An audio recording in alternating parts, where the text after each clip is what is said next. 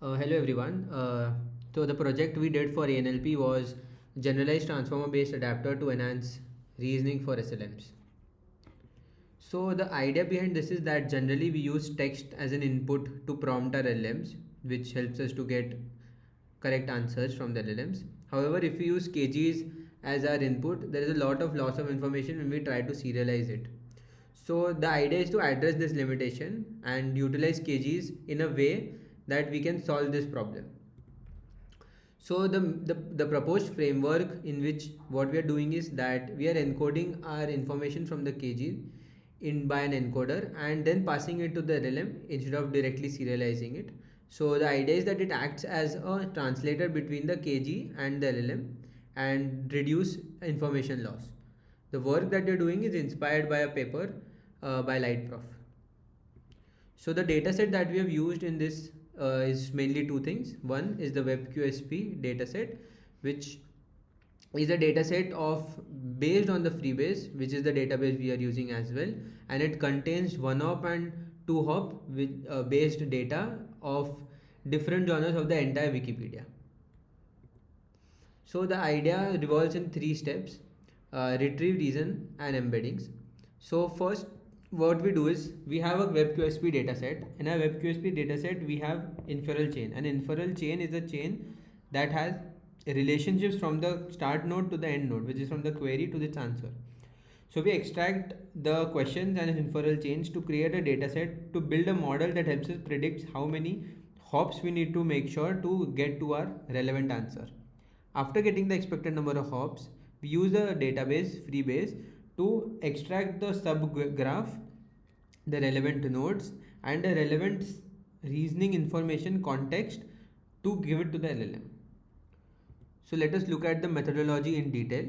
So as you can see, once we create the data set for hop prediction, we have the start entity. Using the knowledge base and the start entity, we perform a BFS, and from that we get the subgraph, which we then use to rank using the top k or top p context. And then after that, once we have ranked it, we pass it to a sentence transformer to generate embeddings, which we call as a soft prompt. So we'll be looking at the other stages in detail later on, but first focusing on what we did in the first two stages. First was the hop predictor, and these are some of the results. We trained three different heads: linear, regression, and MLP heads, and the results are as shown. The best performance was by the linear head. So we used this to continue with our experiments. So for our retrieval database methods to load Freebase dataset, we used four methods. One was file based. So in this approach, we tried to directly load the facts.txt file from the Freebase dataset to extract the candidates and the relation paths of those candidates. But it is a very slow approach as we are directly loading it from the text file. Second approach we looked at was using a SQLite database. This approach, so it offers memory efficient loading, but the problem with this approach is since we are using SQL queries to perform knowledge graph based function operations, it is very limited in what we can do with it. So for third option, we looked at DGL and NetworkX, which are graph based libraries. The problem with this approach is it has the direct BFS, DFS operations we can perform using these, but it is not memory efficient loading. So for context, the Freebase snapshot we used was 18 GB, and it is a very big snapshot to load it directly to the memory. For our best option, we use Neo4j, which is a knowledge graph based dataset. So Neo4j, some of the advantages of using Neo4j is again memory efficient database access, fast candidate and BFS retrieval as it is offered directly, and good visualization of nodes and relationship. Here is a one hop visualization of Lawyers in Hell, which is a TV show.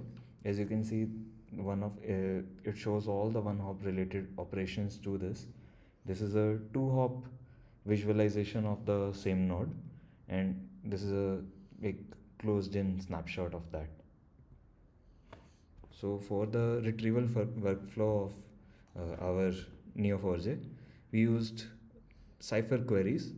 First, to find the candidate directly from the WebQSP questions.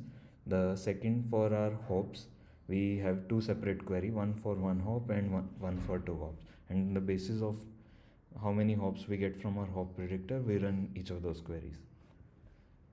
So for ranking of our candidates, we use a sentence transformer, all mini LM L6 V2. And for like the actual ranking methods, we use top K and top P methods. For top K, we use 5, 10, and 30. And for top P, we use 0.1, 0.2, 0.3, and 0.5.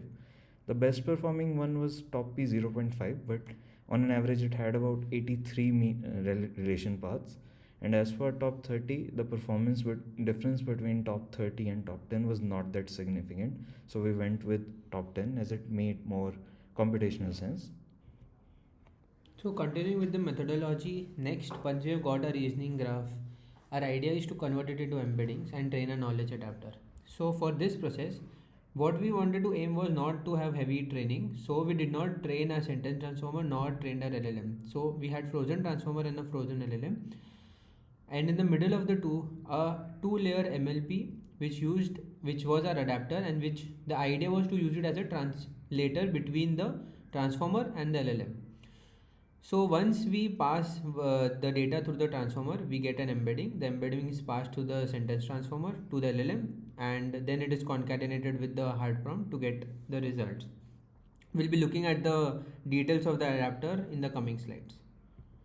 So for the adapter training, the sentence transformer we used was by BG base 1.5, and we trained it on 5 different models, 3 being from the Quen family, 0.6, 1.7 and 4 billion. One from the Llama family, 1 billion model, and the Granite family, 1 billion model. So this is how the training inside the adapter looks.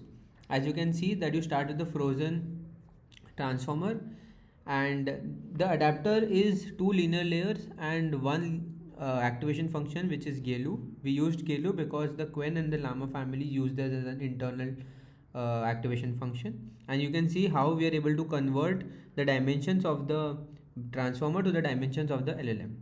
Once we have the results of this, we can see here that on the other end, the question and the answer from the actual true ground truth, we convert it into our hard prompt along with the instructions for the LLM, and combine that, we get the output from the LLM, and then we do a backward pass to get the losses and train our adapter. Now for our adapter, what we did was use two data sets, one for expected hops and two hops, to test how our models perform. And we trained 5 models, we have 5 unique models, and we have at the end of the day we had trained 10 models out of them, each trained on expected hops and two hops data sets. And we compare them against direct inference, where we pass the reasoning graph that's required for answering the particular question directly within the prompt that's as an input to the model.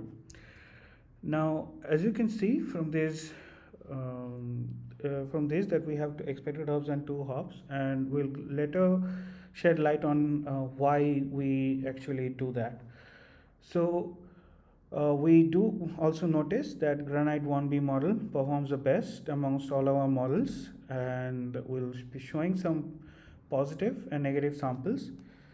These are some of the positive and negative samples of responses that were obtained from the Granite 1B model. This was our best model with a Rougeal score of 0.5265, and next on we have the Quen family model. Now this is the family of models that were used originally in the LightProf paper. So we have 0.6b, 1.7b and 4b models in our analysis. We observed that with increasing number of parameters, the performance of the Quen models increase, with Quen 4b model achieving the best performance, and the 1.7b model providing an improvement of 15 to 20% over the 0.6b model. Now, across the families, what we observe is the Llama 1b model. It Surprisingly, actually shows an unstable learning and a very bad result compared to what we expected on the two-hop reasoning data set.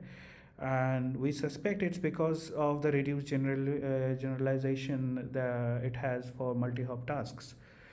Granite 1B and Quen 1.7B model demonstrate more balanced performance, and in terms of comparison, Granite 1B model, it performs a little better than 1.7B. We suspect the SSM and transformer architecture that's at the heart of the Granite family of models is a reason for its ability to reason so well for multi-hop reasoning. Now, for data ablations, as we had earlier discussed, that there was a reason why we used expected hops and two hops.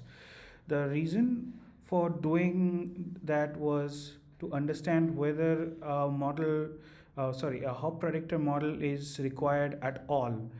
So that's why we had one with expected hops and one with two hops.